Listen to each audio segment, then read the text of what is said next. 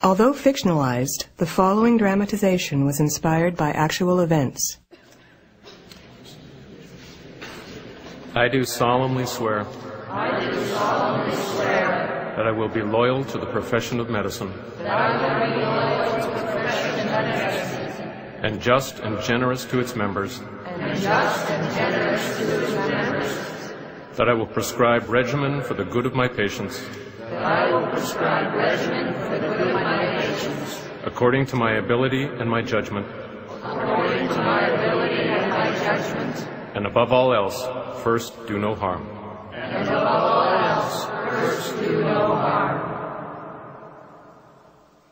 Dr. Abisak, code blue.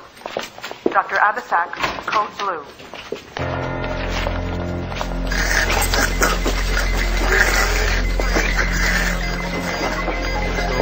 Go. Hurry. He's in status. 2 milligrams Valium IV.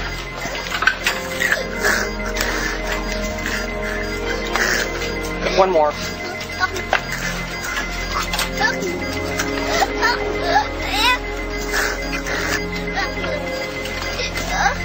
Another milligram Valium IV. Repeat until we have cessation.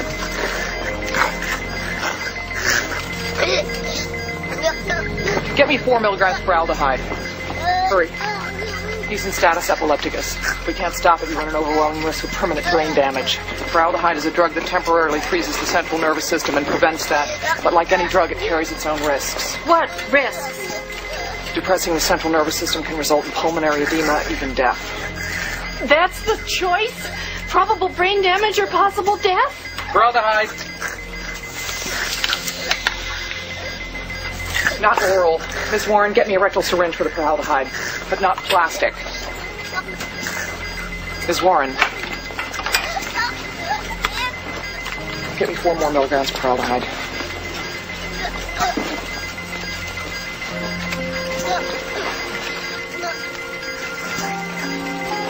Foraldehyde.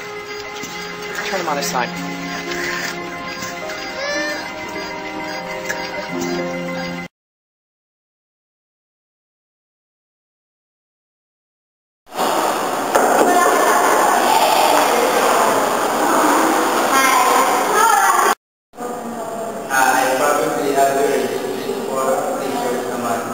Be better if they restricted themselves to weekends and holidays. When I was elementary, I was on so much medicine that other kids assumed that I was retarded. I had seizures during our 4th grade talent show that they thought I was doing an impression of a fight. Not too many kids want to play with me after that. I took my parents to Luba in the public. Later on, I got overheaded that a minute in advance at when I was coming. Things started to change color. My marriage broke up because of that and kept me from being. I don't know what you're blaming me for. Because it's a criminal offense to remove a foreclosure sign. Did you know you could go to jail? So you better tell me where you put the trash and put it back up. Fine, you really wanna know? I took it down. Then put it back. How come you're always speaking on Lily? I'm not picking on you. Yeah, you are. You and Dom always think it's all my fault. I suppose if Robbie dies, it would be my fault too. What? It's not like I meant what I said. I was just mad. What are you talking about? I'm sorry, I didn't mean it. I don't want Robbie to die. He's my brother. I love him. Just don't let him to die, Dad. Please don't.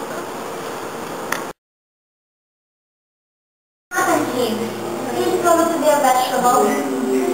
Because if he is, I don't know if I can take her away. I don't know if I can stand to see him like that every day. With you? Nobody can give us for motive. Maybe he's going to die. How would I know? Well, do you care? Glory? Don't you even care if your son's ever gonna be happy again? Don't you want to know what will happen? God! What kind of father are you? You deal this your way, I'll deal this my way. I've had enough of the problems the way it is right now. Seeing our son in this situation is hard for me too. If he really stops getting hope, then he may be better off dead.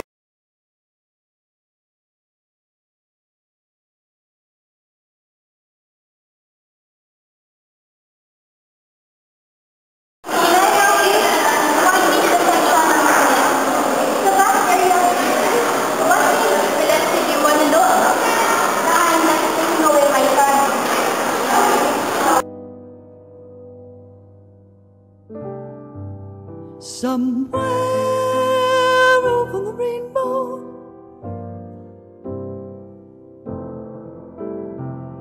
way up high,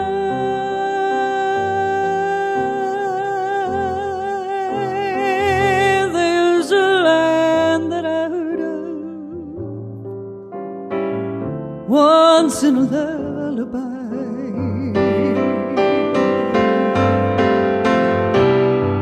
Somewhere over the rainbow, skies are blue, and the dreams that you dare to do really do come true.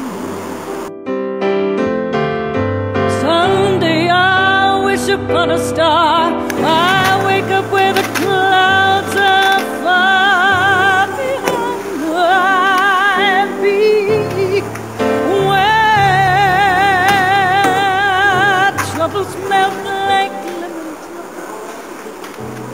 way above the chimney tops. That's where you are gonna find me, and I'll be somewhere.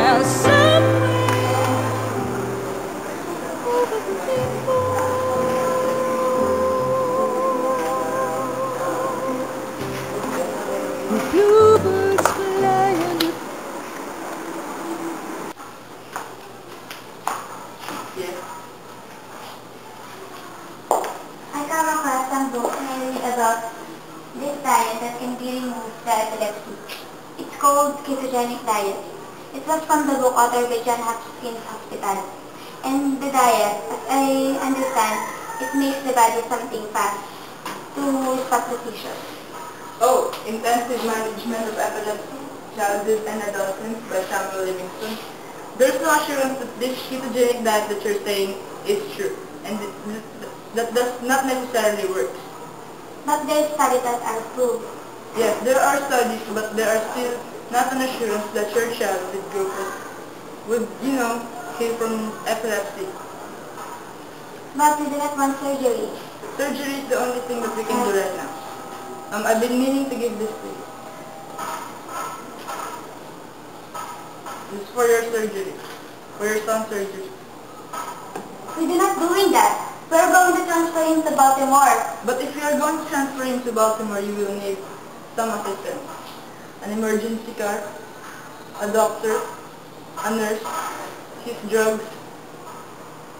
That's it. You will need those things. But we cannot afford that. But since you cannot afford that, surgery is the best thing we can do right now. So I hope that before you understand what you're saying, you should have readied the money that's needed. Oh, I told Lori not to bring a lawyer anymore. I'm not a lawyer. I'm the friend of the family. Dr. Abasak, this is Mr. Ben Peterson. Nice to meet you. The Remoras want to head our new direction, and they want to know Robbie in a ketogenic diet in Johns Hopkins Hospital in Baltimore, Maryland. Oh, but I already told Lori about the conditions for safe transfer, including a medical doctor to accompany them. And I do not even agree with the ketogenic diet. Yeah, of course, you don't know, because medical professions limit their ability to drugs and surgery that made me change careers. But I kept my medical license current. We'll make the conditions to enhance for Robbie's safe transfer. Oh, you mean you're a physician? But I suppose John Hopkins already have an appointment with you. I have arranged it already. They're expecting us. I examined Robbie this morning, and that's for our surgery tomorrow. Dr. Peterson, I suppose you know that The evidence for the scientific effects of the ketogenic diet is not evident. There is absolutely no signs of scientific events that have happened as of now. When you say scientific evidence, you mean double-blind studies. And I ask you, where are the double-blind studies of the medicines you give him, or the studies of the surgery, or the surgery that will be putting him on? But when you and I become doctors, we swear to first do no harm. If people want to change their son's diet, rather than using the drugs you give, and I think they deserve the change.